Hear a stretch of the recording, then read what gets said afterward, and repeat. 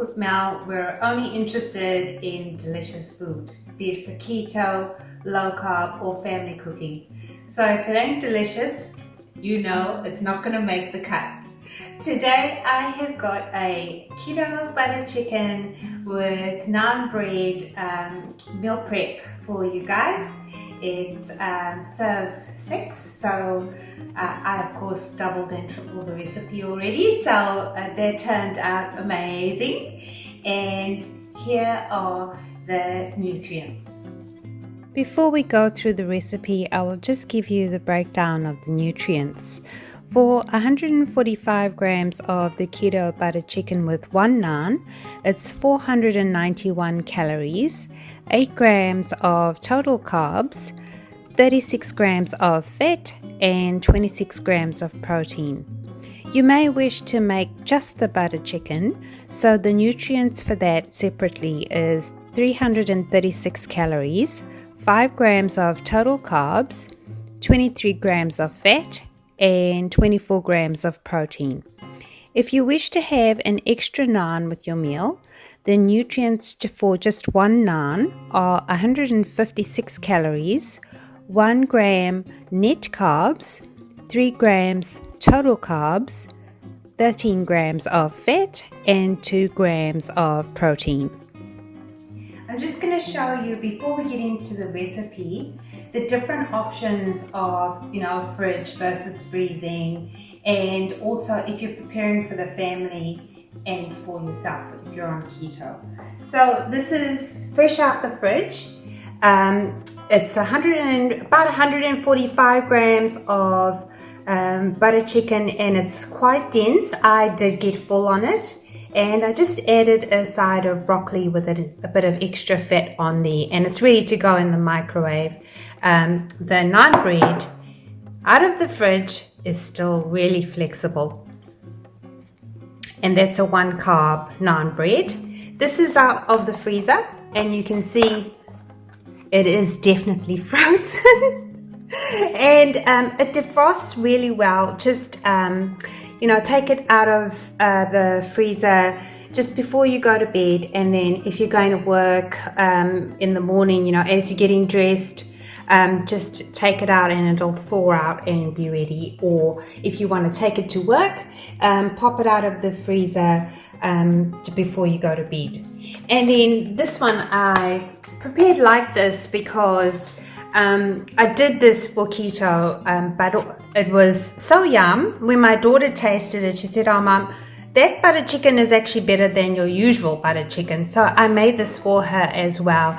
And I'm just going to put in, some rice and some extra, whatever she wants to have with it. So there you go. We will now get into the fabulous recipe. Firstly, you will need to dice 1.5 pounds of chicken. You can use any part of the chicken, but I use breast because we're going to be adding other fats into the dish. And if you're new to my channel, welcome.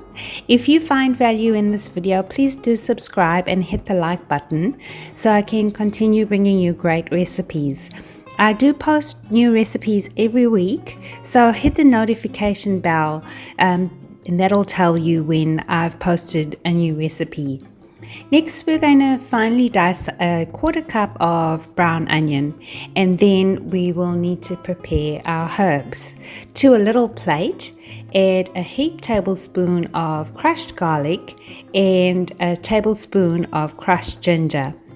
Then add 1 tablespoon of coriander powder, 1 tablespoon of garam masala, 1 tablespoon of cumin powder, 1 tablespoon of turmeric powder, 2 tablespoons of tomato paste, and a teaspoon of salt, and of course lastly 1 teaspoon of paprika as well. We're just going to marinate the chicken a little. So from the spice plate, add a 1/2 teaspoon of turmeric and 1 teaspoon of garam masala to the chicken, and stir that until the spices are fully combined into the meat and it's coated, and then let that sit for about 10 minutes. Now we're going to head over to the stove and set your burner to medium. Melt 1 tablespoon of butter, then add the marinated chicken and let that cook for about 5 minutes. Keep an eye on it and turn over the chicken pieces to let it cook on the other side. Next, stir in the onions and let that cook for another 5 minutes.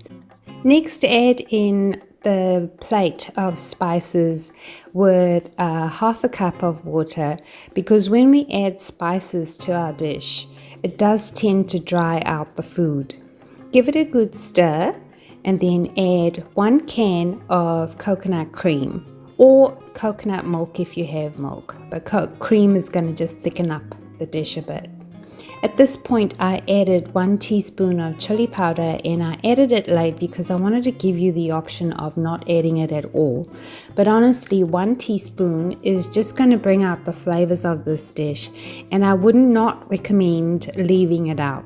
If you like your food a little spicy, I would add a tablespoon.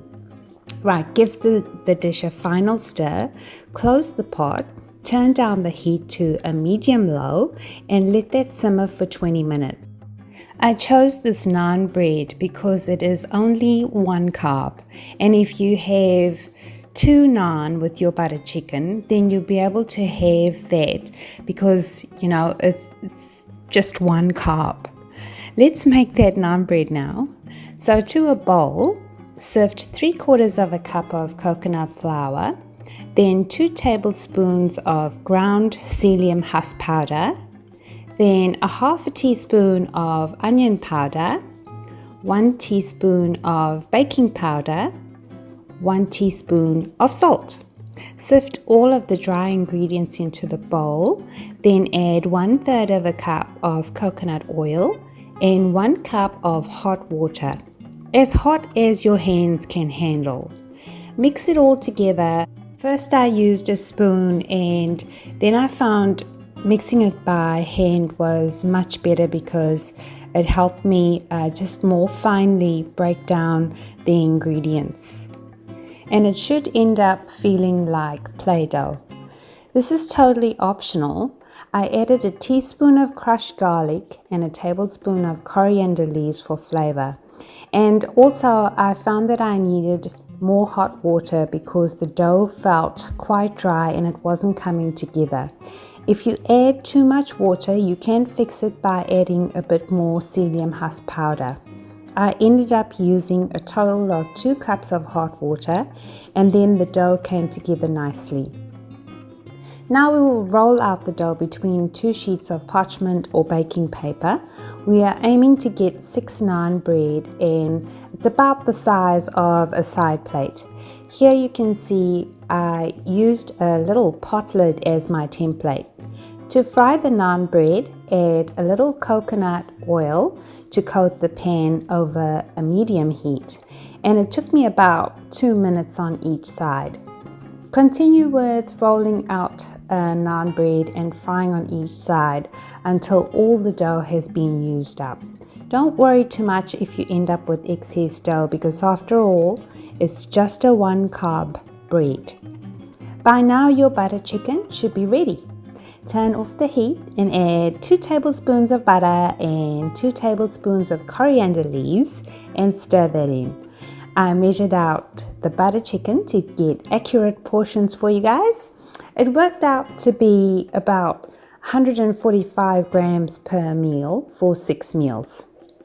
I did have a couple of tablespoons left over and just distributed that, but it was more accurate than eyeballing it. You can definitely make this for the family, as this recipe is enough for 6. I ended up making this for my keto freezer meals as well as for the family. And for the family, I just made a side of rice for them. I've got the written recipe and the nutrient information listed in the description box for you as well. Well, I do hope you get to make my delicious keto butter chicken with naan recipe. You won't regret it. Thanks for watching, guys. Be safe and stay well.